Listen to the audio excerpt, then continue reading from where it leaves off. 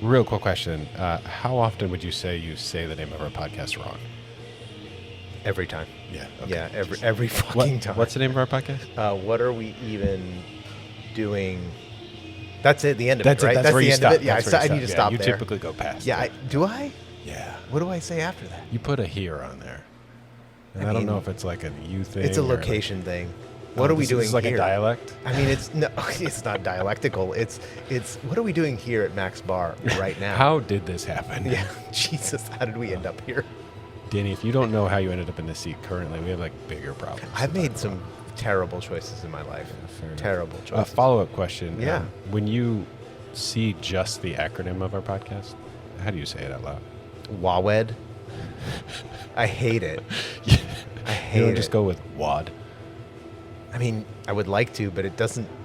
You know, like they awed me. They WAD me. I don't know how you English native speakers pronounce your vowels, but what the way that we do it, like, is pronounce them all. No, I just skip some. Anywho, All right then. it is what it is.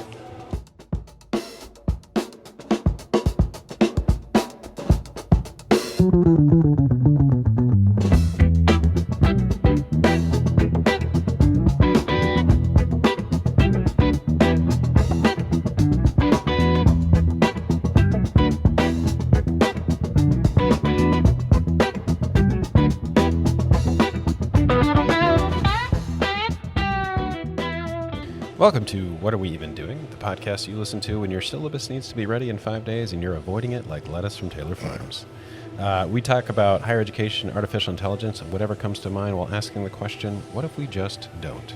Beer in hand, we're coming to you from Mac's Bar here in Lansing, Michigan. I'm Devin, Silvia. And I'm Danny Caballero. Danny, might not be a fair question, but we're 1 week out from the start of classes. How are we doing? Ugh, stressed. Yeah. Very stressed. I'm Yeah. teaching a new class. Well, I mean, everyone makes bad decisions. Yeah, no, that's right. And this particular one is about AI and society. So, You think you're qualified to talk about that? fuck no. I was having a conversation with my TA today, and he was like, wow, this looks really interesting. And I was like, yes, and we're going to talk about AI and military targeting. Yep. Fair. Yeah. And Yeah. they're like, Yeah. I'm not qualified to be here either. Yeah, no, precisely. Yeah, well, that can't possibly go poorly. I don't think it, well, we'll see. We'll see. I mean, the kids are mostly all right. So. They seem to be, yeah. I mean, what we're going to do, right, is going to focus on the facts, right? So it's what are these technologies? What is the data? What do people do with it, right? Those are factual things, and Right. and then there's space for them to bring in their values and talk about all that separately and individually. But it's going to be tough, right? Yeah. Tough to sort of like make sure that we're focused on a shared set of facts. That's going to be hard. Right. That's gonna be real And you're hard. going to, I mean, I imagine you're going to get quite a diversity of perspectives that enter that space, too. 100%, right? 100%, yeah. Which yeah. I'm something we talk about all the time, and in fact just had to talk about with some folks the other day, is like a lot of the times you get the assumption that like, oh, well, everyone's using it. In fact, I was at a talk and somebody started with like, we're all using AI, and I said, well, wait a second. No. Yeah. Have you not seen the data on the growing number of like resistors? So you're definitely going to have, I imagine, the people that are just like full speed ahead, let's do it. And then the for people sure. that are like, I'm here because I want to not do it. Yeah, no, that's right. That's right. And I mean, you got to give them that space, right? Because I mean, there's a shared set of understandings that we should have. And then, the students need to bring in their values for judgment calls and give them that space. But try to do that in a, respectful way, right? Like we can disagree, but we can't disagree on the facts. Yeah. Right. Does highest grade earn an interview on the podcast? How does that work? Oh shit, that's a great idea. Right. That's a good idea. The course is like labor and standards based in terms of its grading. So like we could imagine students producing something as part of the class. I haven't committed the syllabus yet. As you know, I've been avoiding the lettuce more than anything else. Yeah. Well, it's the only way to stay healthy is to avoid Vegetables? everything. Jesus. Yeah, just fuel. Hey, we all need calories. Doesn't matter where we get them. Yeah, the human fuel is where it's at. All right. So, today, Yes. Devin, this week, we're going to start off with an article that you haven't read, but I have.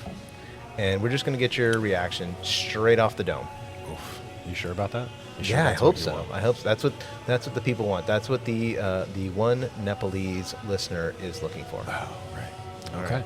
So Unfiltered thoughts from me. yeah, that's right. Yeah, and then when our beers are empty, what are you drinking, by the way? Red's right. Okay. Yeah. Okay. All right. Nice. All It's right. it's a good one. It's like a founder's oldie. You don't Okay. see it on tap a lot, but Max Bar is keeping that torch alive. Yeah, it's a great place. Don't have food. Great place. That's right. El Oasis across the street though. I understand. Yeah. I understand. You could bring it in, They got tacos. folks. If you're looking for food, El Oasis, Right. right across the street. But anyway, after the beer break, we're going to ride the hype train for a little bit and throw some shade on these clowns. And I'm excited because this hype train is full of bullshit, and I know how much you hate bullshit. What? Yeah, no, I do hate bullshit. And then brand new for this episode, we're going to end with a little bit of a more optimistic story. I'm saving that one so people will understand we don't just shit on AI. We're critically pragmatic about this, right? Sound okay? For now, yes. Okay, all right. Well, we'll see where it goes. All right, so this one's from Google's own Workspace release notes from August 4th, but it was just discussed in a New York Times article by Natasha Singer on the 14th. Google Classroom, which is Google's learning management system. This is a system that schools, institutions, universities use to distribute material to students and to assign grades and things like that. But it has had Gemini, which is Google's large language model, integrated in for some time. But you had to be old enough to buy cigarettes to use it. And so now you'll be glad to know that Google dropped Gemini's age floor, so now a fetus can use it. Today, it's available to K-12 students of all ages anywhere an admin enables it. Wow. Yeah. Singer's reporting suggests that it was just available one day with like no notice to districts or teachers. So from her reporting, this is a quote. Google said the AI changes in Google Classroom would affect only schools that allowed student access to its Gemini app or Gemini Notebook, which is another Google product. School administrators may turn Gemini access on or off for all students, the company noted, or for specific groups of students like those in lower grades. School administrators said Google made so many changes to its AI products for schools that it was difficult to keep track of them or even know what was turned on or off. Wait. So let me make sure I'm following. So Yeah. students are using Google Classroom, like Google. And have been for years. My kids use it. My kids They made a use huge it. campaign for it. I mean, we've had reps reach out even at the college level trying to get us to sign on for sure, all that for sure. stuff, telling us about all the wonderful curricula, we'll put that in air quotes, Yeah. that they've developed that we would have access to, so on and so forth. So it's been there. They're using it. Students log into often like Chromebooks or things like that in the classroom. And what you're saying is that when that student like accessed their Google Classroom account, Yep. one day Gemini just like appeared. It was just yeah. So here's what it looks like, right? So students get a dedicated Gemini tab in Google Classroom, and they can generate things like flashcards or practice quizzes from like whatever their teacher has uploaded or linked to the class, right? They can sync everything with this Gemini notebook, again another Google product for study guides or audio overviews, which they can request to be constructed. They can get starter prompts that provide them, lessons for specific classes or assignments.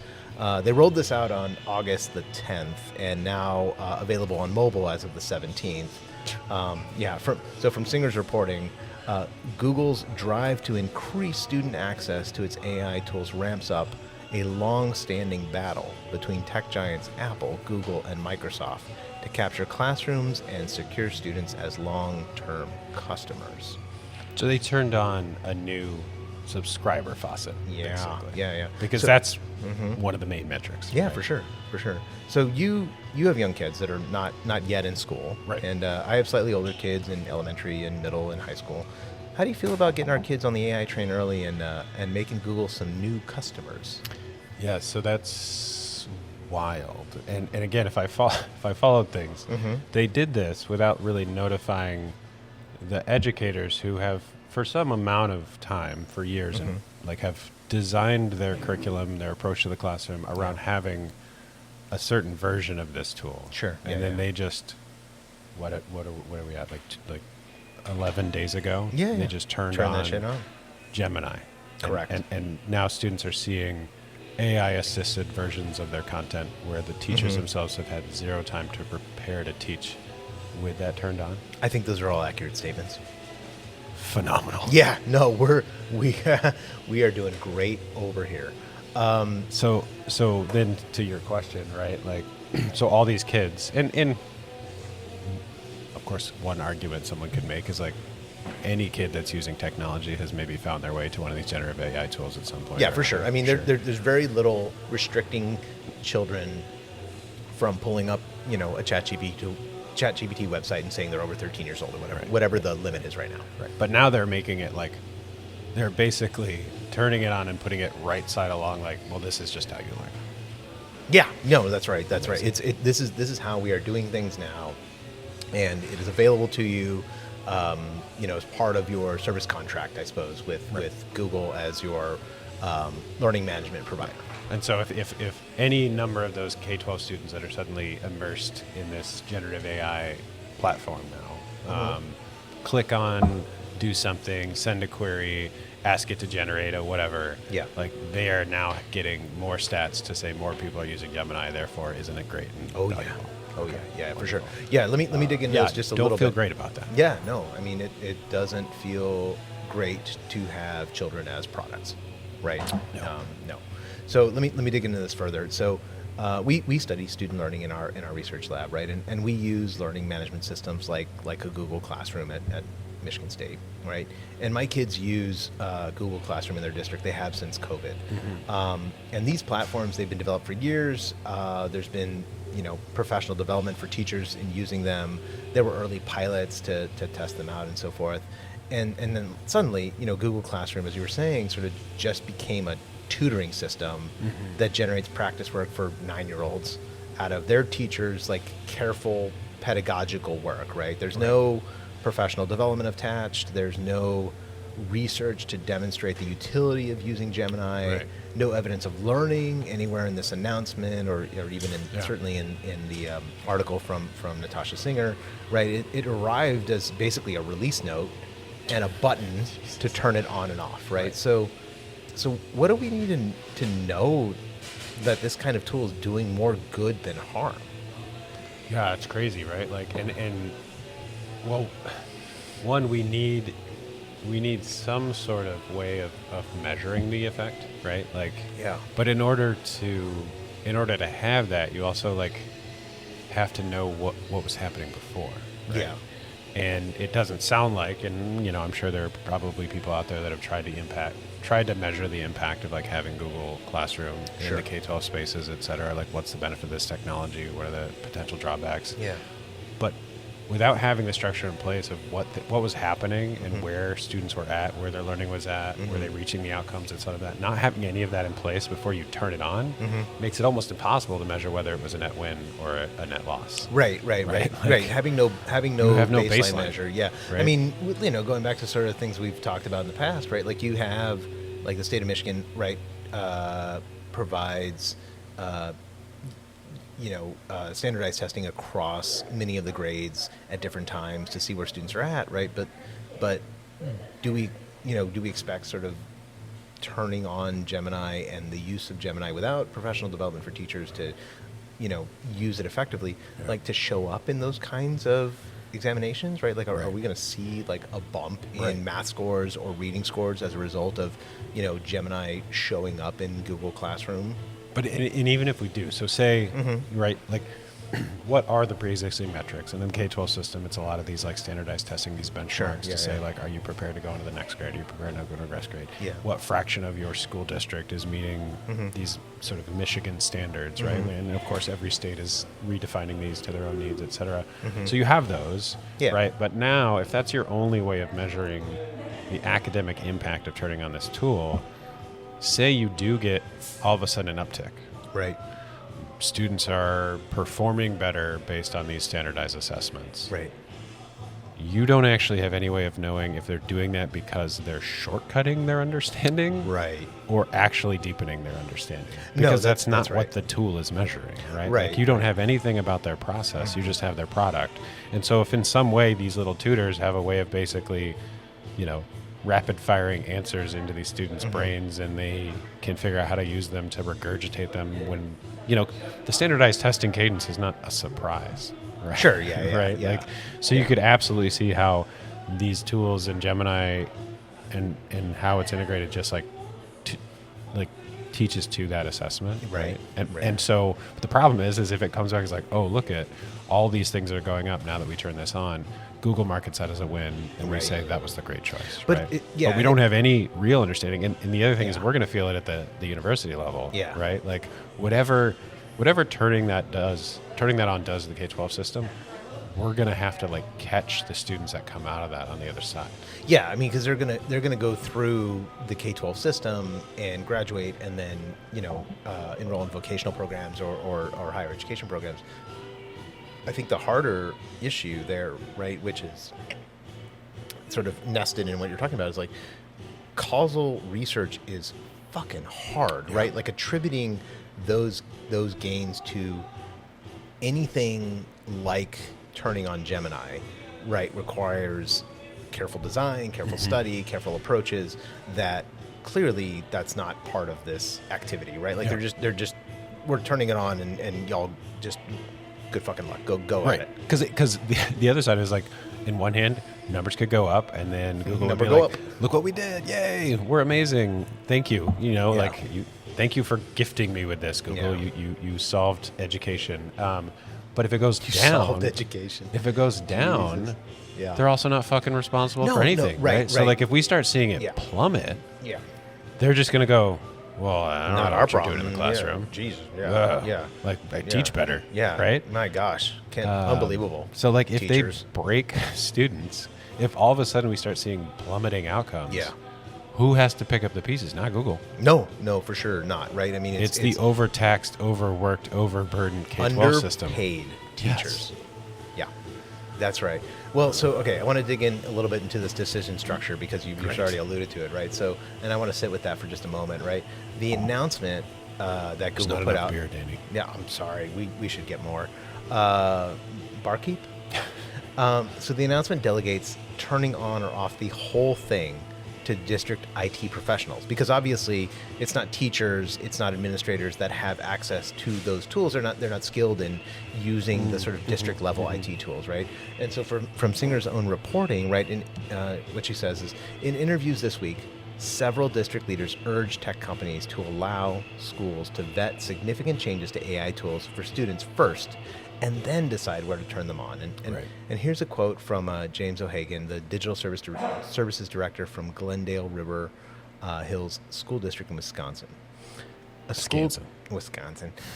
Quote, a school district should not accidentally adopt an AI platform simply because nobody happened to find the right checkbox 6 months ago. Shout out to my hero James for saying what needed to be said. But my question is, why do tech oligarchs and their companies seem to have such contempt for educators? Yeah. No, it's crazy. Again, it just comes back to the whole thing is they have no responsibility in any of it, right? Right. So it's just, and no understanding or skill in the space. right. They're not trained in it. They don't think through the implications of it. They're really just trying to get more clicks, right? And so it's such a slap in the face to any educator who is working their ass off with a lack of resources to say, we turned it on, you're welcome. Yeah. Right? Yeah. That basically just says you weren't really doing anything here anyways. Yeah. You didn't have a plan.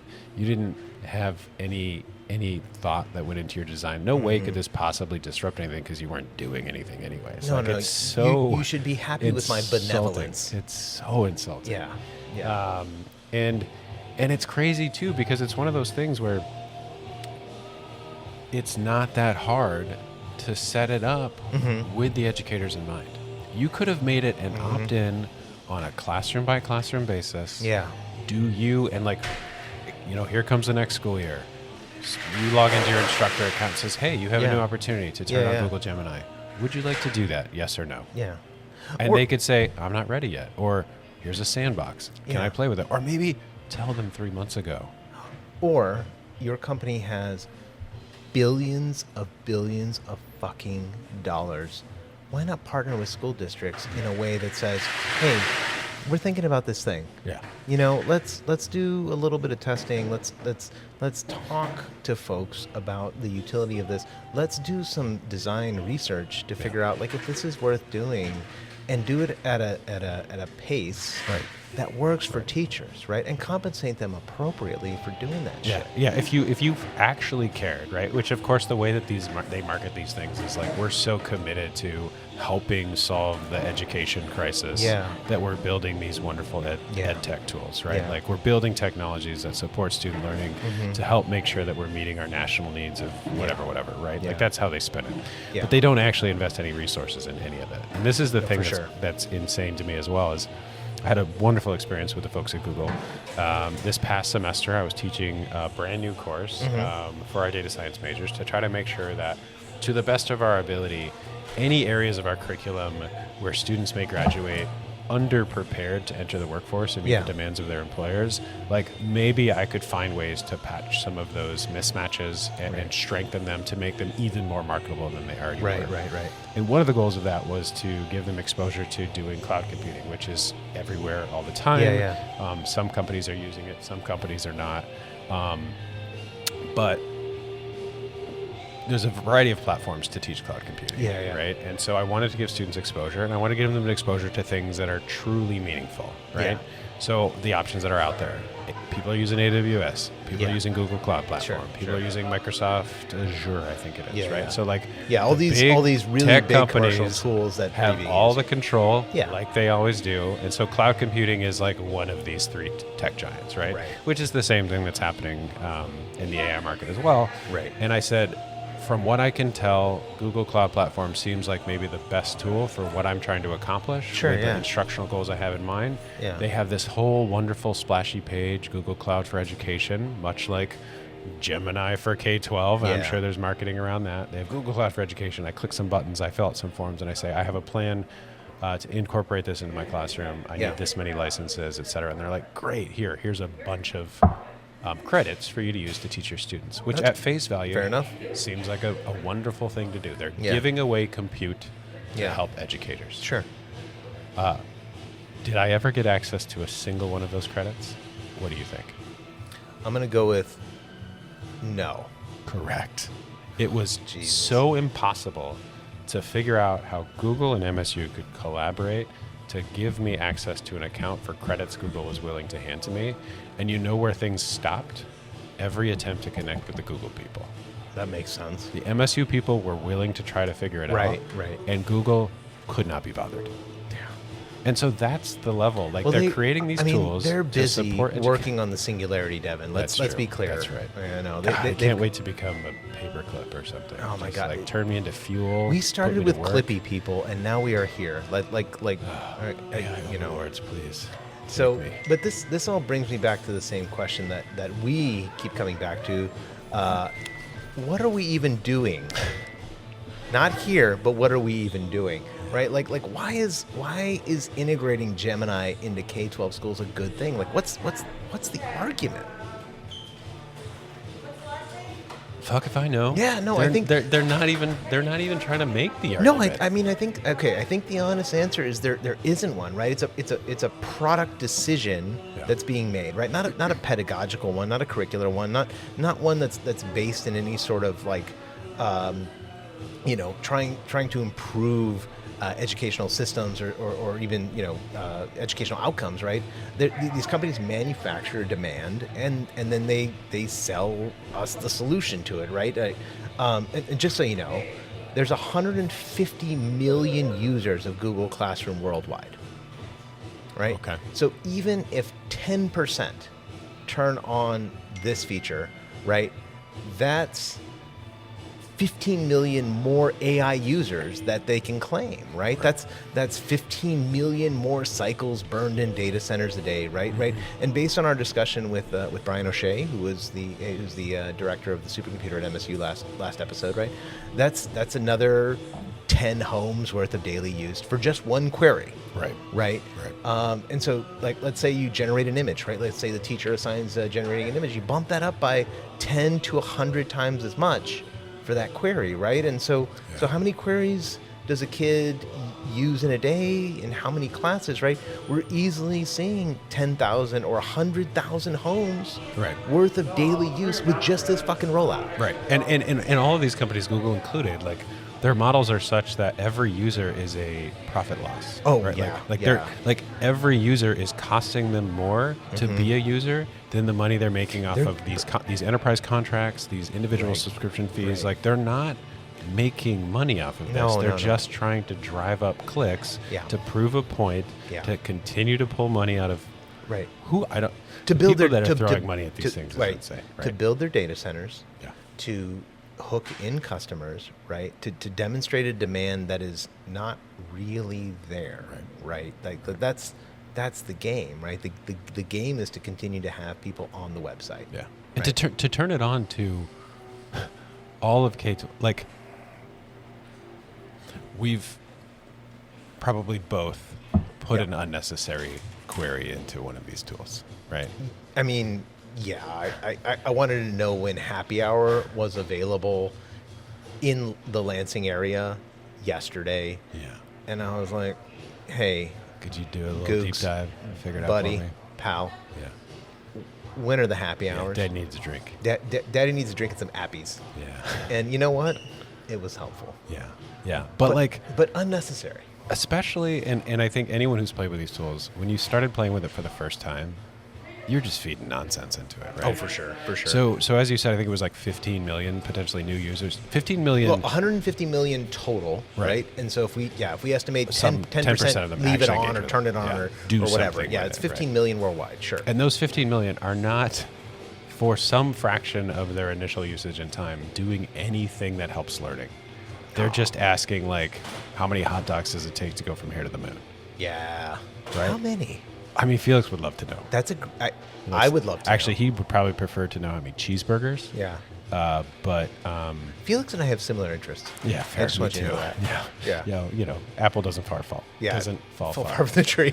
But at any rate, right? So, like, not only are they turning it on, but to our point earlier, they're not providing support. They're not providing instruction. So when they turn it on, they're not saying, like, here's how you use it to support your learning. It's like, turn it on and just, like, I don't know, fiddle with it, see what happens. And each one of those explorations of fiddling and nonsense, because now, you know, there could be some of these students who haven't had the opportunity to play with it, don't have the support systems of, like, look at what this AI tool can do, et cetera. All of a sudden, it's just, like, in their, like, learning box, right? Their little magical learning box. They can sit here and fiddle and play. And depending how they've structured what guardrails they have in place, they are literally burning compute for no outcome.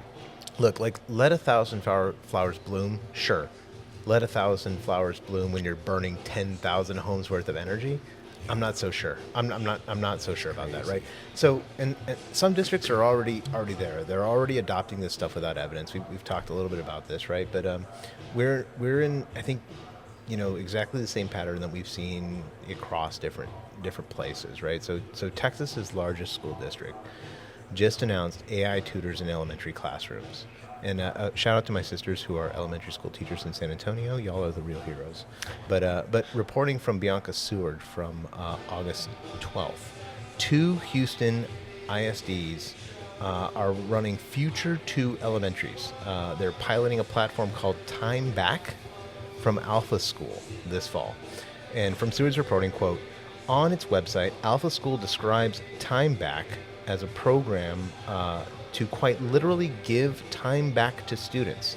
The 2-hour learning model, formerly known as, quote, 2-hour learning, that's some fucking marketing right there, right? Brilliant. Was rebranded in 2025 as a $100 million project to build an AI platform that helps students learn, quote, 10 times faster than traditional classrooms.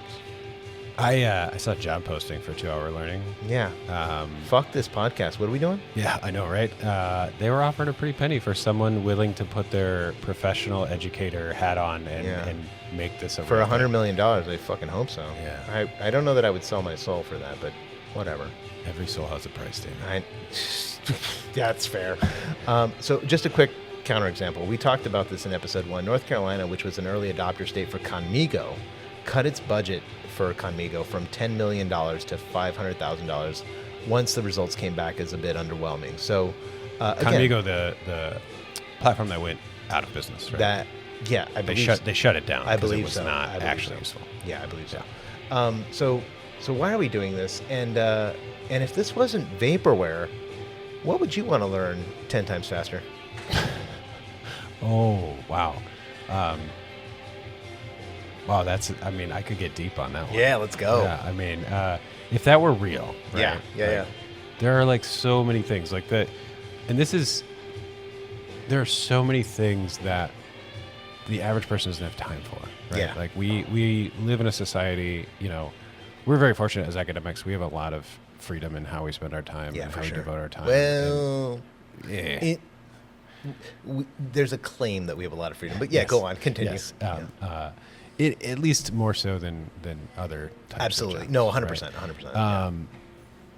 And yet, we're not swimming in time, right? No, not so at all, like, not at all. So this idea of like, if you could give time back, there's a lot of things you could do with it, right? Like if that was real, like I would love to, I mean, something as simple as like the car's making a funny sound. I would love to like be able to just sit down and like try to figure out why that is. Yeah, for but sure. at the end of the day, like I don't have that kind of time. No, But no. If there was a way to do that 10 times faster, like maybe I'd do it. Yeah, right? Even simple things like, how do I talk to my 4-year-old about really big and difficult things? Yeah. Right? Like, Yeah. well, there's a million books out there I could read about it. Yeah. Again, I don't have time. Hey, but if you told me I could let me inject tell those you, books into my head 10 10 more times years faster, from now, it does it doesn't get better? No, not fucking at Oh, all. fuck. No, it gets worse. Go on. It's supposed to get bad. No, it doesn't. It gets harder. Right. So like I could think of a million things, right? I could figure out how to like be a more well-rounded, capable human who Yeah, sure, understands sure. emotions. Like there's a million things that if you told me like you could do all of these things at 1/10 the time, like, Yeah. yeah, that'd be great. Yeah. The reality is like that's not how it works. Yeah. Right. Like there's plenty of research out there, and in fact, I was heavily involved with the professional development program for a while.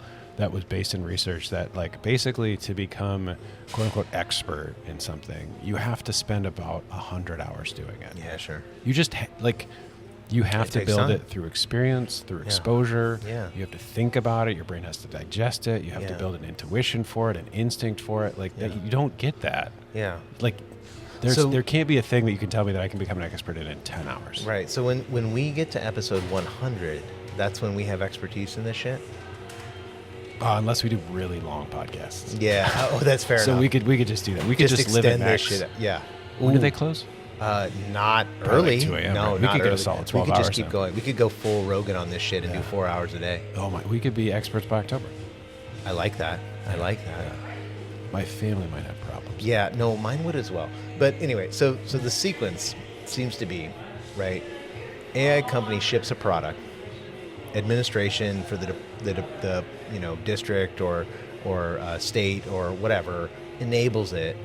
The evidence for its efficacy never actually shows up, right? Mm-hmm. But we spend that paper, right? Right.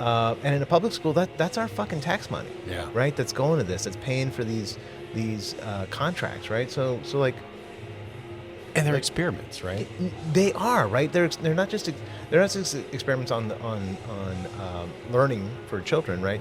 But they are consumer experiments, right? Like how can we hook these people in to this site? How can we demonstrate that people will keep coming to this website, right? Yeah, it's pretty frustrating. It's not great. Not- it's not no, really it's not how great. we should be making decisions. And it's also, I mean, I think like it's also not historically how we have made these decisions, right? Like educational technologies, like we don't teach the same way we did 5 years ago, 10 years ago, No, for 20 sure, years ago, for sure, right? Like yeah. it is evolving. New technologies are coming out. Yeah. Some of those technologies are adopted, and there's research evidence to prove that they are more effective. Right. There's also technology we've piloted and adopted, again, in intentional and often small ways. Yeah. Measured and said that actually wasn't a value add. Let's stop it. Yeah. But the scale and the pace at which we're doing these adoptions Right. is unheard of, right? Yeah, like no. we're just like flipping switches, Yeah. blowing cash, Yeah. and then waiting to see what comes out the other side. No, we're right. It's the manufacturing of demand that is not a real demand, right? It's the fear of missing out, which administrators, whether that's university administrators, district administrators, or whatever, right, are like, well, we got to get on this fucking AI train. Yeah. You know, like we got to get on it, right? And what ultimately is happening is a use of our electricity, our water, our tax money, right, to stand up or sort of subsidize, right, these companies' ability to manufacture a demand to generate more revenue for them and their and their owners, right? Yeah. And they're doing it by exploiting one of the most burnt out populations in this country, And the right? most vulnerable children. Yeah, it's they're doing it to crazy. children. Yeah, they're dangling in front of K-12 educators who I just saw something the other day, like top 10 professions showing most signs of burnout. K-12 educators like top 2, something like that. I mean, like it's huge. The 100%. burnout rate is. So if you come along and you say, we're going to figure out how to get you to your goal 10 times faster. Yeah. That sounds appealing. No, but it's hard. lies. I mean, I was make-believe. I was a high school teacher in the Atlanta public school system, and I did that for 1 year, and it was one of the most difficult things I've ever done in my life. And not because I don't love teaching and I don't love kids and I don't love, like working with students. It is because the system is structured in a way to make you feel powerless, to demoralize you, to deprofessionalize you, to not honor your ability to do the job. And shout out to teachers, honestly, like that is a hard ass job. Yeah. And I'm really glad that so many people choose it, but like doing these kinds of things just you're just exacerbating, and again, having such contempt for professionals who are responsible for the next generation of society. Like you're crazy. fucking with such a critical part of our entire societal enterprise. For real. Yeah. Like the students that are subjected to this, and like even if at some point the hype dies down, these companies fold, the number of platforms that are available, and we go back to something that is maybe more analogous to what we were doing before, and these tools, the dedicated educators do figure out how to shape them and tune them and get them into the classroom in a way that truly is beneficial. Yeah. The harm that will be done along the way, we're not going to, we can't undo that. No. Those people are going to be out in society and be like, my education got fucked. Yeah. No, you have a generation of folks, right, that will have gone through this and will not have, had that sort of socio-cultural relationship with education and their teachers and other people, other children, because what we're doing is putting them in front of a screen and having them, learn in 2 hours and then, I don't know, do whatever, right? And also, there's a downstream effect that I really want to raise up, because I actually think that this is the real cost, right? So the moment that a 9-year-old has an AI that can generate anything from their teacher's materials, right? The institution's instinct is no longer to trust that child, right? But to police that child and their actions. And that means detection software, monitoring, compliance dashboards, the whole 9 yards, right? Like a whole enforcement industry for cheating that has nothing to do with learning gets developed, which we will also pay for, right? The tool arrives, the trust architecture breaks down, and the money goes to these fucking tech oligarchs that sell cameras and detection software and all the ways that we break trust with kids. So what are we even doing? No, it's a good point, right? Because coupled with the magical answer machine that we're putting in their hands is this struggle that the educators who their professional responsibility is to educate. Yeah. Right. Yeah. That's what they're supposed to do. That's what they went to school for. That's what they learn. That's what their professional development is. And so that's what their that's what their life mission is. Yeah. That's what their contracts are being renewed on. Yeah. That's what their annual evaluations are. Their raises is everything. How good are you at indicating that your students have learned the things you set out for them to learn. Right. And so that puts them in a real tension where now all of a sudden you put in the hands, again, coming back to the start of this, without their consent, putting in the hands of their students these little magic answer boxes, right? And so then there's this reaction that's very natural, which is to say, like, well, now I need to know if they're actually doing what I told them to do or not. I need to actually have a way of proving that what they're telling me is coming out of their brain and not coming out of the AI. And so there's an incentive to make this assumption that, well, my students are probably all cheating. Right? No, because they're all dirty little cheaters. Because if it turns out that you assume that they're not, and then somebody comes along and goes, oh, well, you told me that all your students met the 4th grade learning standards, and it turns out that none of them know shit about anything. You're fired. Right? Like, so it creates this really problematic dynamic where rather than being this mutual, like, we're in it together, like, you're here to learn, I'm here to do everything I can, and literally more probably than I can really do to make sure you learn, so that you can go off and be like, that's why so many educators do it, is they see intrinsic value in it. And so all of a sudden you're basically bringing into question whether what they're doing is working, whether or not they can stake their reputation on what students claim to know. And so then you come along and this tech company goes, oh, you're worried about them being big cheaters and not doing, like, just pay for an extra add-on, an extra feature, and like, you can run every assignment that they use the AI to generate to determine if they use too much the AI to generate it. And we will collect every dollar. We'll also take every click because the same thing, it's going to probably call the same models. It's going to do the same analysis. No, for real. It's embedded in the way that they're doing this work, right? As we'll talk about later, right? It's part of what seems to be happening, with these new models embedding things like watermarks, right? Which we'll talk about later. But But we're gonna need to take a short break. Devin's drink is empty. Oh, it's been empty for so long. Oh, this has me so enraged. I'm so sorry. Am I gonna be happier in what comes after the beer break? No fucking way. Fuck. I'm gonna make you so much angrier. All right. I'm excited about that part. We're gonna have to see if the beers come in big here. Very good. All right, we'll be right back.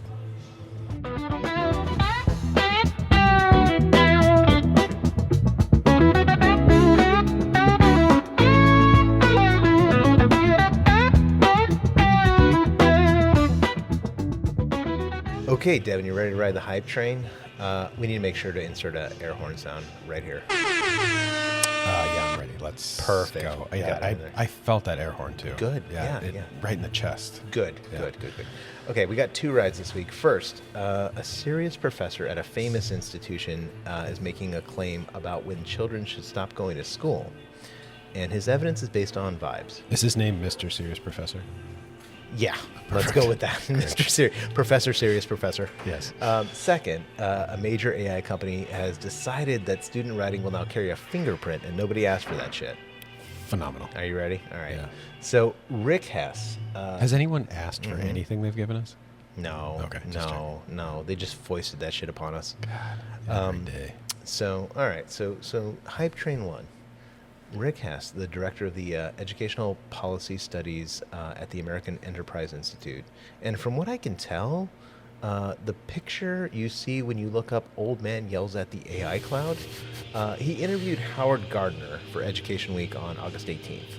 And Gardner is the Hobbs Research Professor of Cognition and Education at the Harvard Graduate School of Education. Gardner argues that children should master reading, writing, arithmetic, and a little bit of coding by age 10, and then, instead of a dozen more years of classrooms, kids should move to self-directed learning with AI tutors. His rationale, Devin, is that AI will get good enough that a, quote, the disciplined mind, the synthesizing mind, and the creative mind, that human pursuit of them like becomes discretionary. So basically, so Gardner is the person who developed like the concept of multiple intelligences. Great stuff. Right? Okay. Right. But maybe he's gone a little off the rails here with the idea that all kids really need is formal education to 10, and then after that, shove them in front of the AI. Thoughts? Wow. I'll start there. Okay, so once they have the fundamentals, which it only takes till age 10. So my son has 6 years, and then he's like lock down all the critical stuff. Reading, writing, and arithmetic, and a little bit of coding. Oh yeah, the three R's. The 3 R's. Do they still call them that? I don't know. The 3 R's and a little C? That's weird. I don't like that. No, it's not. I don't like great. that at all. Okay, so 6 years from now, my son is like ready to go, and then Shove him in front of the AI. and then he gets his magical AI account, Correct. and all of his subsequent learning comes from that. As driven by his own interest, yes. And he no longer has classmates. Unclear, but He could have as many presumably virtual ones as he wants, I suppose. I mean, They he could could. all be avatars. They could all be AI agents. Yeah, sure. Yeah. What? Yeah. Yeah. Like, did Howard hear the words he said out loud? I don't know whether. This is a person who has a pedigree in like education. I think the point. You've made your point with the word pedigree. Fair enough. Yeah. Yeah. No. I mean, this gentleman is. I'll be honest with you, right? Like has done some great work in educational psychology, right? The concept of multiple intelligences, right? Having, sort of general intelligence is not a thing, right? It's a pushback on IQs and things like that, right? And so having social intelligence, emotional intelligence, et cetera, like those are things that we have accepted as a way of understanding how people exist in the world, right? Sure. And then we go a little beyond that and say, well, you know what? Once you know how to write, once you know how to read, once you know how to do some math, and once you know how to write a little bit of code, on your own, Bubba. Like all the way, like the college is useless. Everything after age 10 is just like unnecessary because you're going to have this like, okay. As far as I can tell. Let me take a step back. Yeah, sure. Say hypothetically, this was not an AI agent.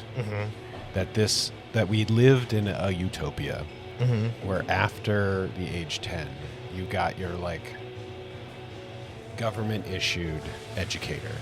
Okay. And you had the opportunity to learn one-on-one Yeah. with another human for like the rest of your educational needs. Yeah, I mean, like we used to do in the past when the children yearned for the minds. Go on. Right. So even if it were a person like that, Yeah. it wouldn't really work. No. Not not to meet the like all of the needs of everything. Right? Yeah. And I suppose his argument is like, yes, no human can do it, but an AI has the entirety of human knowledge, and so it can become the expert of whatever that child needs. His argument in You don't get the socialization. Right. Like, Right. There's No. so many pieces that are just being thrown out. Yeah, no, his argument in the piece that I read was like you know what? AI eventually going to be better than teachers. Period, full stop.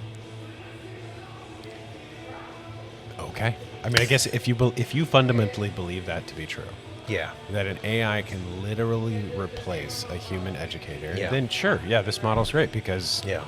if you believe that to be a fundamental truth, then why wouldn't you want the best possible But thing? see, right, the thing that I don't understand about this, right, is like he's demonstrably wrong, right? Right. Yes.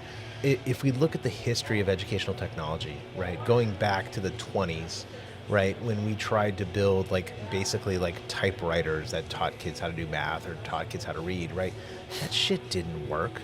Yeah. It just didn't because learning isn't a purely cognitive pursuit, right? It is a pursuit of understanding society, understanding culture, right? And sure, reading is like something that involves your cognition, but like the meaning making of that is sociocultural, right? It's understanding the context of what you're reading in the time that it was written, Right. in the way that it was written, Right. by the person it was written, right?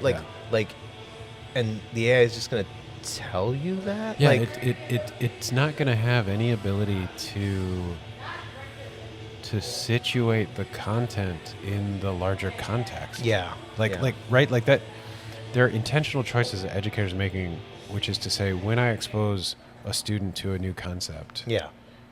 here's everything they need to know about how did we get there? Yeah. How did it work? Like, how, like, you can't tell me you're going to create an AI agent that's going to, on its own, without being prompted and guided and asked for it, like doing all those things. Like, it's not going to be able to say, all right, now we're going to like work our way through this. Yeah. I need to be able to pull in this and that and this, and I need to be able to tap a colleague for understanding. Like, it's just going to spew content. Yeah, that's right. It's just going to try to rocket knowledge into their brain as it defines it. Like, you don't get any of the human nuance of like, and if, unless, like, again, you create some like magical new version of these tools that like I can't even fathom. Like, if the learner pushes back, right? Like, if it disagrees, or it wants to go on a tangent, like, no, that's a great point. They haven't shown like that they have any real control over these things. Right, because what they're doing is they're giving you the average interpretation, right? The average understanding. And you know, what is that average, right? That average is based on, or is trained on, the material that is put into it, right? And so, unfortunately, right, most of that is going to be the American white Anglo-Saxon approach to understanding literature, right? Because that is the vast majority of the products that this is trained on. And so, like, what if you disagree with that? What if your understanding of that is different? Like, where's the space for that? Well, and like, the other aspect is like, could you get other perspectives from these things? Sure. But you have to ask for it, right? Yeah. And a 10-year-old is not going to be like, can you give me both the Western and Eastern perspective? Can you give me the minority perspective? Can you provide me a critical perspective on the reading of the Declaration of Independence? Can you provide me an understanding of why Native Americans are called savages in our Declaration of Independence? No, what you're going to get is, well, the Declaration of Independence was how we declared independence. Yeah, right. And the student's going to be like, okay, now what? Right. It's just gonna ask for, okay, I understand, now what? Okay, I understand, now what? Yeah. Okay. And that's literally going to be the process. Yeah. And again, one can make the argument, well, if you tune these things just right and you set up the models just right and you give it just the right set of instructions, like, it doesn't have to work that way. But no, like, you can't assume that a 10-year-old child will push on these tools in the way that naturally educators are asking them to push on things, to bring question into the space, to open dialogue, to do all of that. You're not going to have another student who goes, well, wait a second, that sounds like bullshit. Yeah. And that's sitting next to that's not my personal experience, right? I mean, you're right, exactly, because it relies both on the child, right? But it also relies on the parent, right? And kind of here's where I want to get a little spicy. I mean, we're getting spicy already, but and I want to get spicy about the argument, not the person. I don't give a shit about 83-year-old Gardner and whatever he's saying, But this plan assumes that a 10-year-old's after-school life is like a pile of free time with stable interests, reliable infrastructure, and I would argue, wealthy parents. Right. Maybe for kids of a Harvard professor, that's the case. But for most kids, and I really mean most kids, right? Not the ones in the zip code that this plan was written for, right? 10 is the age of, getting on the bus at 7:40, 15, it's getting a job, maybe taking care of your siblings, right? An internet connection that's not terribly stable, right? Your parents are working, sometimes it's only one parent, right? Or a grandparent. And often in the United States, being a parent means working 2 fucking jobs, right? Yeah, right. Self-direction isn't the default, when you switch on at 10, right? It's a skill that's like built inside of some structure, right? Whether that's a classroom or a community, which Gardner seems to be, decommissioning, right? Right. And the load-bearing part of his argument is that, AI is getting so competent at cognitive tasks that it, makes, the human development a task that's optional. And I think that's a pretty false assertion, right? Like, so my question is, like, why do we let these people get away with this nonsense? Like learning isn't that simple. The history of ed tech shows he's demonstrably wrong. Like, why do we give these people airtime? Yeah, no, that's crazy, right? Because, and the problem is, right, is you have an individual like Howard who has How did you introduce him? You know, he's the He's the Hobbs Research Professor of Cognition and Education at the Harvard Graduate School of Education. right. So take an average person who catches some snippet of some interview, sees this guy's name in an article, whatever it is, and he comes out and says like, the future of education is at age 10 we transfer to AI agents. Yeah. That carries real weight. Yeah. And it's so irresponsible. No, that's right. There's a responsibility to that position, right? It's crazy. Like the fact that you have that level of expertise and clout and you're willing to make that statement has like far-reaching implications. Yeah. And unfortunately, and beyond like, parents, right? Because it has policy implications. Right. Because, you know, what do people see when they're making decisions? They see Harvard professor. yeah, right? they're like, you know what? I've been thinking about what this guy who knows a lot of things about things, Yeah. what he's saying about He was right education, before. and we should probably just like Yeah. the fact that we give these people a microphone is insane. Speaking of microphones, Oh shit. we have them. Oh no, we gave them to ourselves. Yeah, that's fair. Yeah. No one gave them to us. No, we were just fucking around finding Right. out. Yeah, we only have one listener in Nepal, so they're fine. I appreciate you. Yeah. You Nepalese listener. Thank Yeah, you. Yeah. But no, I mean, to your point, like, why are we letting people say this? Like, I wish we would stop. Like, Yeah. this is the problem, right? Yeah, and like, yeah. and they're all running their mouths, and the problem is what stuff like this does, right? So we're on this, like, we're on the uptick of the hype curve, right? We're riding the hype train right now, right? Yeah, Chew, fucking chew, we're right? on that shit. Yeah. Um, Woo woo. So we're doing it.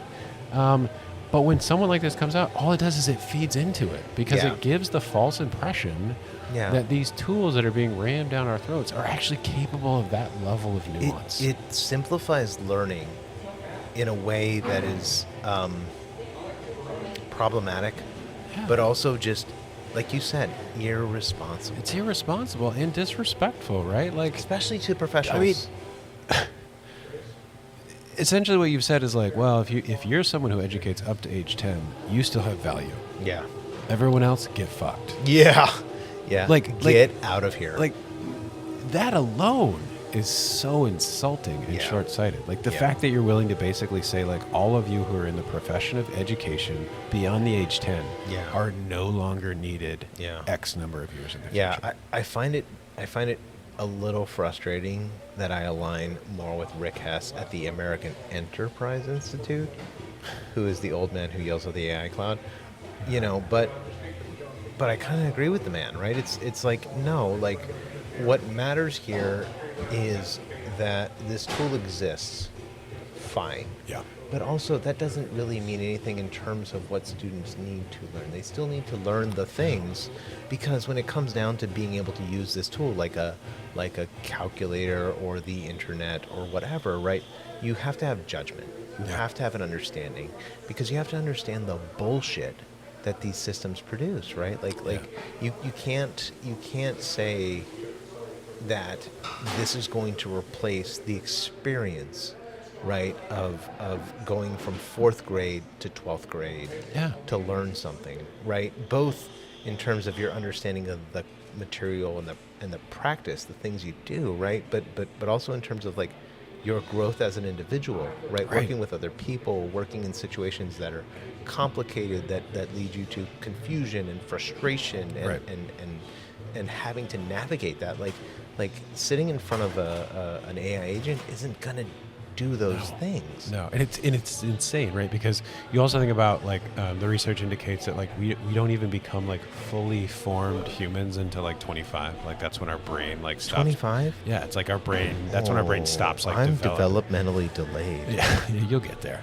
Thank Maybe. you. I appreciate that. That's right. So it's also wild to think like if we're not like fully developed Yeah. humans until 25, Yeah. and you're saying at 10 just like hand over our cognitive development to an AI tool, like, Yeah. what's gonna come out the other side? A bunch of Jake Langs. Sorry. That was, hey, shout out Dearborn. You guys are fucking awesome. But also, that's what happens. And if we were to do this, right? Like say we're like, right, Gardner's got it figured out. Like, let's set it up and let's Yeah. turn off education after Yeah. that. Like, Yeah. what comes out the other side is like at that, then we're fucked. Like, Yeah. if he's wrong, Yeah.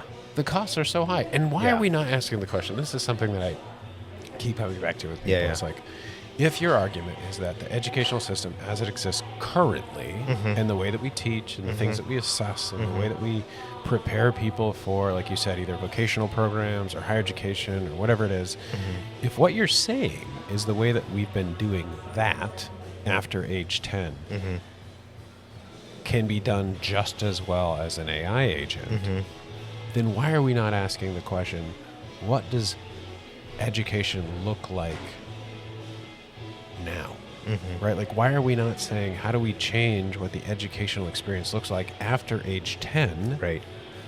and make it even fucking better, Yeah. rather than saying now's an opportunity to farm out the way that we've been doing it to something else? Because if what you're telling me is Right. that our current educational system after age 10 can be done by an AI agent, then let's use these AI tools to make it even fucking better. Yeah. To create, to have meaningful conversations, to push the boundaries of Right. understanding, to Right. do that, that cultural awareness, to build that Right. emotional intelligence, like all the things that we can't do right now because we're just trying to get to the basics to make sure that people can enter the workforce and be productive. Right. Why can't we now do that and more? Why isn't a value add?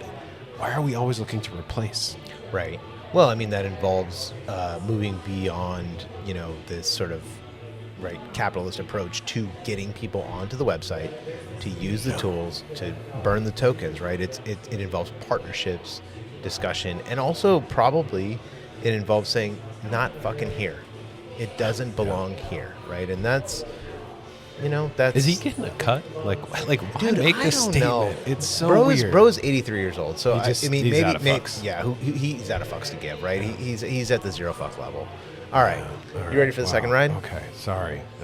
Yeah, let's move on. All right, where's that air We're horn? still on the hype train, right? Yeah, we're air horn here. Got it. Okay, now I feel nailed it. it. Good. All right, I ready? wasn't sure. Okay, so Anthropic, which makes Claude, put out a technical post on August 14th explaining how their large language model Yeah, I saw will that. be So good. embedding text watermarks. And this is interesting because rather than like hidden characters or putting in metadata, things that like you kind of would have like tagged to the text that you would be generating, the model is going to bias its word choices during the generation phase, right? So as it's producing text, it's going to bias word choices using a secret key that only Claude has access to, right? Only Anthropic has access to, and the preceding text. So, for example, if you're writing a sentence or having it write a sentence like the weather is cloudy and, right? That is a preceding text. There will be a key associated with that, and then because of that key, it will be biased towards the word gray, for example, instead of like overcast or whatever. And so what you end up with being able to do is with some probability showing that the text that you generated was generated in part by Claude, right? Because by biasing it with that secret key, you can, identify with some probability that the text that you have produced was generated by the LLM, right? Okay. And so the bias rises with passage length, obviously, because the more context you have, the more times you can do this. The more times you can check to see Correct. if the chosen word. That is pops correct, up. right? And the words that they use, they don't work well in small samples, right? Because it's too short and it's kind of hard to tell. And if you edit it lightly, it probably keeps the watermark. It depends on sort of how your choices are, and what word you actually edit. Right. If you fully rewrite it, it would remove it, right? But a detection API is obviously coming. That's what they said, right? No timeline on that. Only key holders would have access to that detection API. And they're framing this as compliance with an EU law that has come out that, text generated... European Union, yeah. That is saying that, generated text has to be able to be identifiable as generated, right? Okay. Yeah. Because over there, they're actually trying to regulate this shit. Trying. I mean, this may not be the best way to go about it. Sure. I don't really feel confident to critique that, but this is the solution Right. that This has is been how they're developed. addressing a regulation correct. that is being placed Correct. upon them if they want to continue to operate in that market. Yeah, that's right. So my first question is basically like, nobody is asking this, right? Like why now? Like why are we doing this Right. now, and why this way? Right.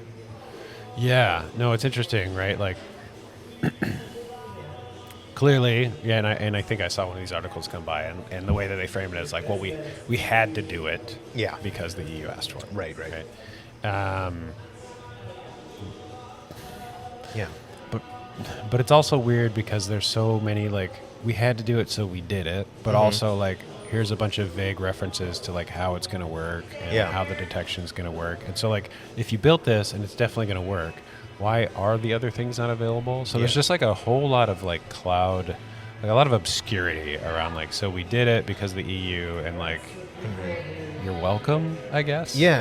Right? Like the thing that I saw didn't really, it didn't really do anything to address like, is this a benefit? Is Yeah. it like, did anyone else ask for it? Yeah. Well, it's interesting because like the details of it are like, so I read a bit about this beyond the Anthropic announcement, right? And there's a lot of people that are talking about this because, they write on the internet, right? Yeah. So like a John Gruber, who writes the Daring Fireball blog, right? Okay. Had a really strong take on this, and it was like mini writers, right? I choose the way that I'm writing and the words that I'm using deliberately. That might be, because of the way I'm feeling that day. It might be because of how I'm thinking about this thing that I'm writing. Right. It might be because of how much whiskey I had last night. Whatever it might be, right? Right. Like I'm writing this and choosing these words in a particular way. And what Anthropic is saying is like, no, fucking writing is writing, and so like words don't matter. Like it's a probability Yeah. game. Yeah, that's the part that feels very weird. And they just sort of like in the announcement I saw, which I think was the Anthropic announcement. Yeah. They just like sort of just scooch right on past that. It was like, Mhm. just oh yeah, no. Every once in a while we like choose a specific. No, these are word and move on synonyms past. Like these are or all whatever. identical. And like as someone who, every time I write things, I spend too much time trying to figure out if I chose the right word for something. Yeah. Because it matters. It conveys how meaning it in some way, lands. right? Like Yeah. I'm thinking about the audience. Are they going to understand that Sure. word? Like how I write for something facing a student versus something facing a colleague. Like Right. I am on. Yeah. I'm always making choices. Yeah. And it was very interesting because they're just like, oh well, we'll just like bias towards specific words, but like Yeah. they're going to be just as good as what might have come next. And in some sense,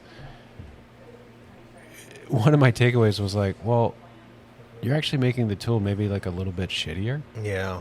right? Like you're actually like, who decided which one? Yeah. Like, and they I think in there they talk about like, oh, well, it's essentially, it's still random and it's Yeah. always been random, but now the randomness is predictable. Right. Right. No, like it's, that's essentially what they're saying. Is Yeah, the yeah. randomness now becomes predictable. Yeah. No, the example I saw was like, okay, there's a difference between rolling a die, right, and saying, okay, well, maybe of the next word I'm going to predict, there's 6 choices. I'm going to roll a fair die, and I'm going to pick from those 6 words, right? Right. Versus, I have, all of the digits of pi, Right. and I'm going to choose with determinism, right, a particular digit in pi, and that's going to seed my choice, Right. so that it's still random but yet biased towards a particular outcome, Right. right? Right. And in some sense, like it's not like what they argue is that it's not detectable by humans, right? Like they Right. do some sort of bullshit randomized trial where they had people like thumb up or thumb down text, which is Right. not like really checking, the meaning of this stuff. It's just sort of like, is it English? Yeah, right. That's You interpretable, understand the right? meaning of it, Right. yeah. It's not like, is it conveying a meaning that is similar, which is Right. like clearly like the most like, VC, computer science-y way of communicating. It has nothing to do with like the actual meaning. It's just like, well, that word's the same word as the other word. Yeah. And so like, did we dupe the masses into understanding right. this, right? Right. But what I think more interesting about this is like what they've just done is created another market for themselves, right? Because, okay, now you've manufactured a need for using your tool to construct text. Right. And then what you did is you said, well, okay, the construction of that text relies on our algorithm that produces a somewhat reproducible with high probability result that you can then pay us to detect for you. Right? And so like the AI detection policy is written isn't really like model neutral. It's like it's a discrimination policy, right? It singles out like if students are using this, right? It singles out students who picked, using one company's tool, right? Because the tool that is the weakest, right, is going to be detected more easily, but also like the institution that's buying the tool is going to have to also buy the detection system to check if the tool is being used to produce the text in the first place. Right? So you're not only fucking us over on the generation part of it, you're fucking us over on the review part of it. Yeah, it's real weird. Mm-hmm. Because it brings into a lot of questions like, why would you're creating this tool that will be operating different than what I've become accustomed to, right? Like, and a lot of these tools advertise like, well, you can teach it your style. It seems like a lot of this would undo some of that like customization. Say like, I want you to speak in a certain way and all that, because it's still it's now picking in a prescribed way, which feels like there's no matter how much math they throw at you or arguments. And I think in the announcement they point out like, oh, our analogy is not perfect, and so like don't worry about it. Like really, it's still going to be just as good as before. Trying to sweep that under the rug, but it does raise the question: is like, well, do I want to use the one that's doing this? Yeah. And then if I do use it, to your point, like someone could check it. Yeah.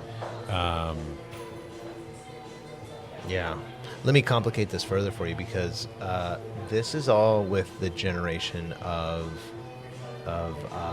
written text, right? Sure. What they point out specifically is when it comes to code, we ain't doing that shit. Right, because you can't just insert random shit. Correct. Like there is a code has best to be code option, right? Written, right? And so that's fascinating, because Anthropic, which is like kind of like winning the race for code generation, for sure, from some people's perspective. Yeah. Although of course they're constantly shooting themselves in the foot by making models that do worse. But yeah, so obviously they're going to protect that product. Yeah. Right? No. So they're like, hey, shh, don't worry. Don't worry about that. That's still going to be rock solid, and like you don't have to worry about it. That also like every current software developer was like, nobody knows. Good. No. But no, it's the really, NARC won't be available. It's crazy, because what they specifically point out that the generation of code will be less affected, and then they say, but comments on the code will be affected. So if you're someone who's trying to not get caught, you just delete the fucking commenting. comments. Fuck that shit. Don't comment your goddamn code. That can't. So now we have AI generated intentionally uncommented code just proliferating like that. Yeah. No consequences. Pretty killer, huh? That's great. I like it. Yeah, this is just like so. It just feels so not thought through. I mean, like, what are their other options, right? There are other options for making it very clear that it's generated by AI, right? With something like a metadata or some sort of like white text or whatever, and those things can be deleted. And so they're using I forget what it's called. I think it's Google Synth ID, whatever, as a tool for this, right? And so they've built this up over some research that's been done on the generation of this text, but it's also just like you're very clearly making decisions about what you're going to tag and what you're not going to tag because your underlying business model Right. is Like, here's making where sh- we can take the hit. Here's where we can't. Right. Let's make sure the Yeah. code that you generate is good. And also, we're going to sell you this detection software for these fucking dirty little cheaters. That's right. Yeah, all your plagiarist essay writers in college, like you can stamp them. Yeah. Call them out on their Absolutely. bullshit. Absolutely. While also simultaneously saying like you should definitely give all your students access to this. Yeah, I know. It's crazy. It is really backwards. Like it just the whole thing. Like I understand the idea of regulating, right? Like the idea of creating some accountability to Yeah. say if you're going to push the proliferation of these tools, we should, as users, be able to understand when it's happening. Right. But it's also not the way they're like. Do I, as a Claude user, like, can I run the detection on my own stuff? Well, for a fee, Right. I would imagine. Right. And like, and then what's it telling me? Mm-hmm. There's just like so it's- many ways it doesn't make what's sense. interesting is it doesn't tell you like It this just is says with some certainty this was yes, Claude that's right. generated. Like this may have been generated by Claude. It also doesn't indicate like who did it or like what the IP address is or any of that business, right? It just says like this text was likely generated by Claude with this sort of probability, right? And there's actually a really good website, and I don't remember exactly which one it is, but it walks through sort of like how this is happening on a sentence by sentence basis. It shows you sort of how the bias is working and so forth. It's very interesting. Anyway, let's put those. That all feels just Yeah, weird. let's put those. It feels motherfuckers to bed. half baked and weird. Yeah. And I'm gonna let my brain chew on it. No, that's fine. That's fine. And it, we'll see. We'll see what happens because I'm sure what we're going to see very soon is the ability to purchase access Right. to detection software. Right. Oh, for sure. I mean, at least in the educational system. For right? sure. Yeah, they're gonna say like, do you want the premium or the extra premium account? Extra Yeah. premium comes with Yeah, fingerprinting your Claude cheaters. Cheater Plus. That's right. All The right. gotcha Yeah. extension. So, okay. Cool. Love it. Here's some folks doing some good work. Whoa. Yeah. Whoa. Yeah. Ready? We're gonna celebrate something. No, we're not going to celebrate. Okay. Yeah. I hope you're still critical on this. Oh, I don't know Alright. how not to be. Yeah. Fair enough. The pessimism runs deep. Good. So on the archive, which is a website where research papers just kind of show up before they get published, Sure. and submitted August 17th, Owen Tang, Alexandra Vassar, and Jake Renzella, and if I mispronounce your names, Owen, Alexandra, and Jake, apologies. They're at UNSW Sydney, so in Australia. They worked on a research project, and here's the design. A student in their class asked a question about the course, and instead of letting the large language model answer it, the system uses a large language model to locate which segment of existing instructor-verified lecture videos addresses that question. So it directs the student not to text that answers their question, but rather to things that already have been created by these instructors that answered the question or that address the issue, right? It constrains hallucination by construction, which we've seen in a variety of ways, right? You sort of bound the LLM, to do that so that it directs folks to particular resources. Right. Rather than making shit up, it says this is where I think the most useful information is. That's right. And so instead of finding the answer through like a hallucinated piece of text or some sort of generated text, what it does is it points them to like this time point in lecture video that's been constructed by the instructors already. Okay. So it in that sense, it's helping students do one of the things which can be kind of hard, which is to say, oh, I feel like we talked about this. Sure. But I Yeah. can't remember I where. don't remember where this And happened. I'm trying Yeah. to prepare for my exam, and Yep. I'm sifting through my notes, and I'm Yeah. clicking around What- in videos. what video was that Which shit in? file was it Yep. in? How do I, like, what did they, like, I know they said something about this, but I can't That's find right. it because I That's didn't write right. it down or I didn't make note of it. Yeah. Like, my brain, I can feel my brain tingling Yeah. that it's in there, Yeah. but I'm fumbling. Yeah. I'm flipping through pages. Yeah, yeah. I'm scanning through. And especially, like, if they're talking about videos, right? Like, you can watch, 6 lecture videos, and someone can ask not you find the something shit you and need. you can be like, oh, I know it was in one of the videos. Yeah. Not only do you have to know which one, Yeah. if they're each 15 minutes long, like you have to find, I mean, Out. how many Yeah. people have been like on a YouTube video where you're like, oh man, there's a really funny clip. Just give me a second. Yeah. Click, I gotta click, find this. click. Oh no, it was that. Yeah. It was after. How many people have been rewinding our podcast to find those gems, right? One person. Oh yeah, still in Nepal. Hey, shout out Nepal. Yeah, keep it up. So that, I mean, that's great, right? Like that is a thing that I feel like most students like. It's useful, It right? offers It's the useful. opportunity to say like, I'm trying to do my due diligence to understand this concept and prepare for this upcoming assessment. And or you to do gave my me the homework, resources and already. you helped point me in the right direction. Which, what would we do if they came to office hours? Well, that's a whole nother issue. Well, it depends who we are, right? But if a student came to me and said, "Hey, like I'm really stuck here. I don't really understand what's going on," I'd say, "Hey, well, if you remember, in last Friday's class period, we talked about this, and you can see a really nice example of exactly that type of problem." Yeah, that's right. That's right. Yeah. That's a thing I'm doing. And if you're telling that you can create a tool that mimics something that I do as an educator that students find value in, Right. let's go. Yeah. Right? Yeah, Like, that's right. That's something that That's I right. could see real value Yeah. in. And in fact, it reminds me very similar of a tool that we've been piloting at Michigan State within some of our courses. It's called High TA. It's actually developed by, founded and developed by faculty. Yeah. We really wanted to say these LLM tools exist, but the generic ones, they hallucinate, they make shit up, they don't have expert knowledge, et cetera, et cetera. And they said, the faculty have created expert knowledge.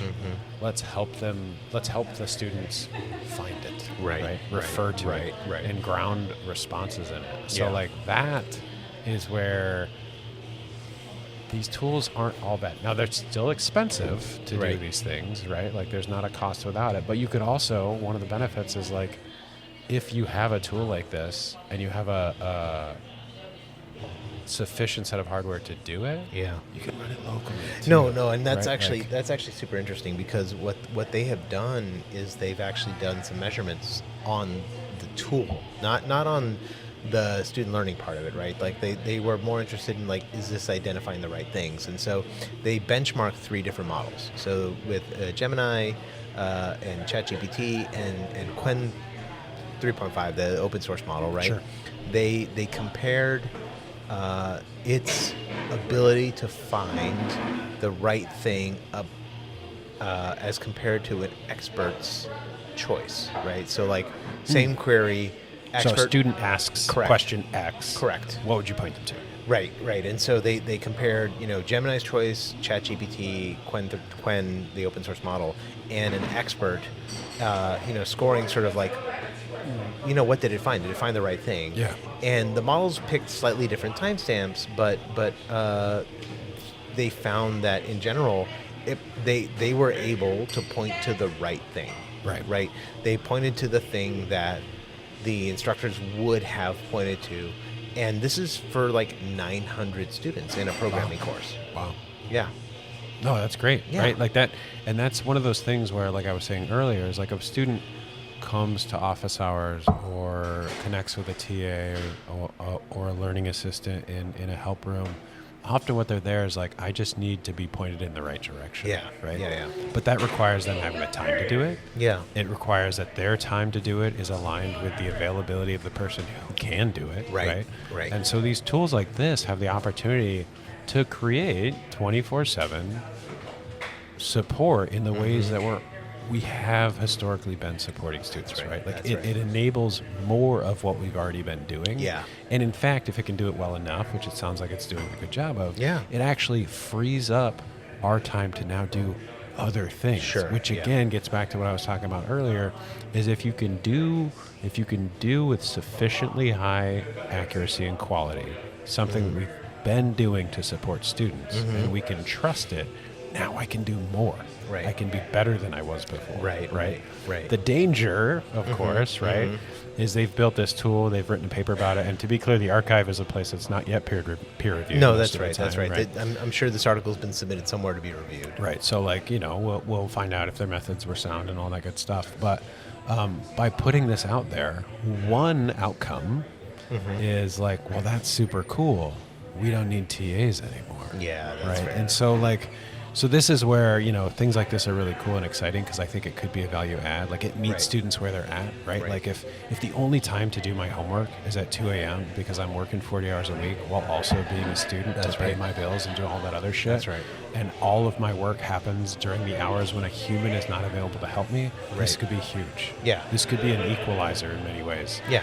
It provides a problem great service is- for those students. Yeah, absolutely. The problem is how will the people making the policy decisions Yeah. and the budget decisions see it? Do That's they right. see it as now I can cut that person loose, or now I see it as what else can that person I'm already employing do with Yeah, their time? that's right. That's right. Yeah. That's cool. Yeah, no, it's pretty cool. So I think in contrast to everything else that we've talked about today, right? Like this is a rare case of a team, and shout out, Jacob Renzella, who's the senior lecturer in computer science there, who heads the computing and education research group, right? This is a team that's using a large language model to reduce, sort of the area that the LLM touches in instruction, right? It's not, supplanting the expertise. It is pointing to where the expertise has already been provided, right? It points them to materials that are already available to them.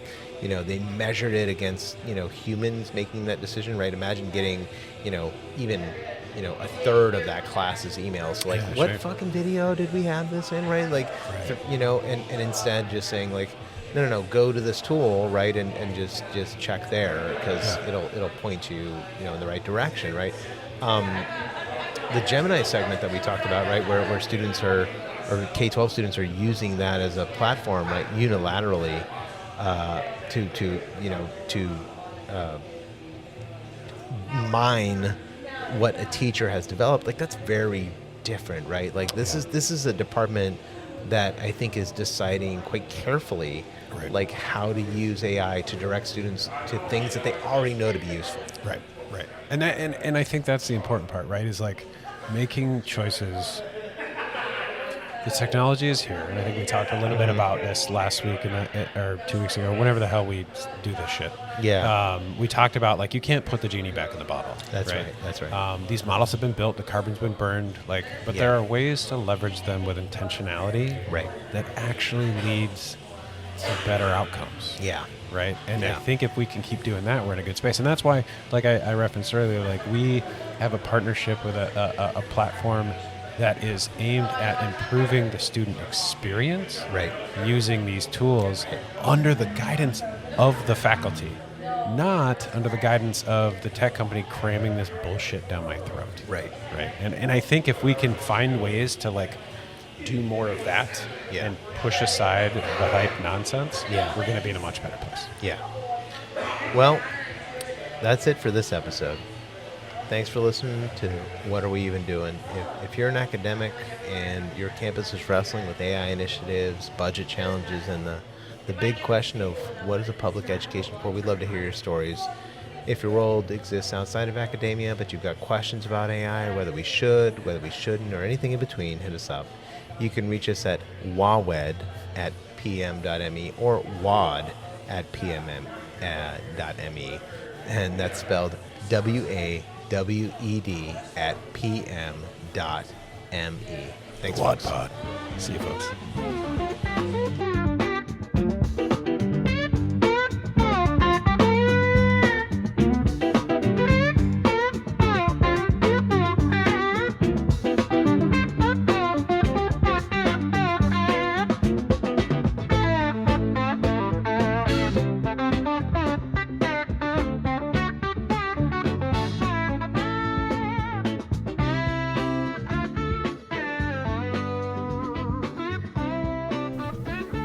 Hi y'all, Danny from What Are We Even Doing?